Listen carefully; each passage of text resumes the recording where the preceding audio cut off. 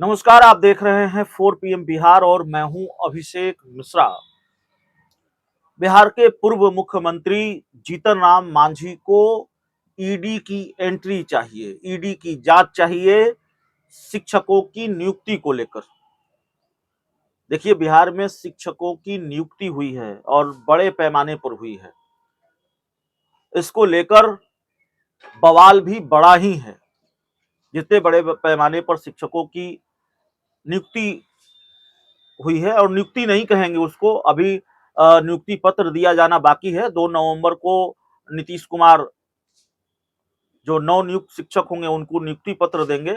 लेकिन बड़े पैमाने पर शिक्षकों की भर्ती निकाली गई थी। 1,22,000 के आसपास शिक्षक, नवनियुक्त शिक्षक होंगे जिनको नियुक्ति पत्र दिया जाएगा। तो इतने बड़े पैमाने पर बिहार में शिक्षकों की बहाली, और इतना ही बड़ा बवाल भी इस पूरी बहाली को लेकर है, बिहार में शिक्षकों की नियुक्ति को लेकर है।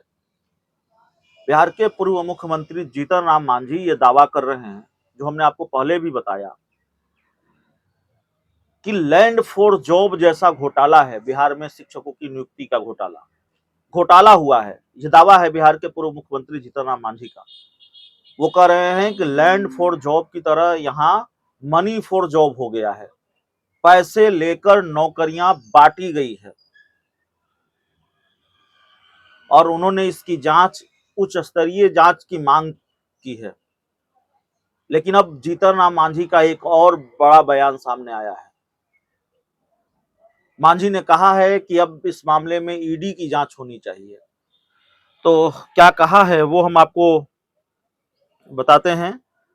जीतन राम मांझी लगातार आक्रामक हैं शिक्षकों की नियुक्ति को लेकर। इससे पहले भी ट्वीट करके ये मांग की थी कि भाई इसकी तो उच्च स्तरीय जांच होनी चाहिए, ये तो लैंड फॉर जॉब जैसा घोटाला हो गया है। हालांकि इसको लेकर जेडीयू ने पलटवार भी किया था जीतन राम मांझी पर। मांझी ने शिक्षक नियुक्ति को लेकर बड़ी मांग की है। उन्होंने कहा है कि जॉब फॉर मनी स्कैंडल में ईडी की एंट्री होनी चाहिए। 1,70,000 शिक्षकों की बहाली निकाली थी बिहार सरकार ने, और उन 1,70,000 शिक्षक माफ कीजिएगा पदों पर बड़ी संख्या में अभ्यर्थी शामिल हुए थे। 1,22,000 पद ही भरे जा सके हैं इतनी बड़ी बहाली प्रक्रिया में। और रिजल्ट आने के बाद नवनियुक्त शिक्षकों की काउंसलिंग का काम चल रहा है, उनकी काउंसलिंग हो रही है, और उन नवनियुक्त शिक्षकों को नियुक्ति पत्र बिहार के मुख्यमंत्री नीतीश कुमार 12 नवंबर को, माफ कीजिएगा 2 नवंबर को नियुक्ति पत्र सौंपेंगे। और जीतन राम मांझी ईडी की जांच चाहते हैं इस पूरे मामले में। वो कह रहे हैं कि ये तो बड़ा घोटाला है, ये नियुक्ति नहीं है, इसमें ईडी की जांच होनी चाहिए। और 2 दिन पहले उन्होंने कहा था, जिसका जिक्र हमने किया, उन्होंने कहा था कि बिहार में 1,70,000 पदों पर बीपीएससी शिक्षक बहाली में रेलवे के लैंड फॉर जॉब स्कीम की तरह बहुत बड़ा घोटाला हुआ है। उन्होंने आरोप लगाया था कि शिक्षक बहाली में पैसे लेकर लोगों को नौकरियां दी गई है।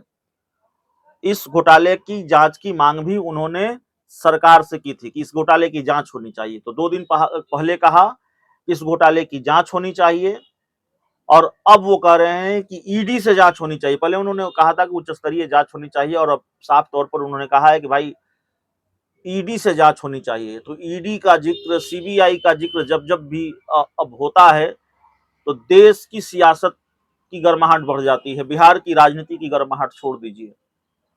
तो जीतन राम मांझी के बयान से जाहिर तौर पर बिहार की राजनीति की गर्माहट और बढ़ने वाली है।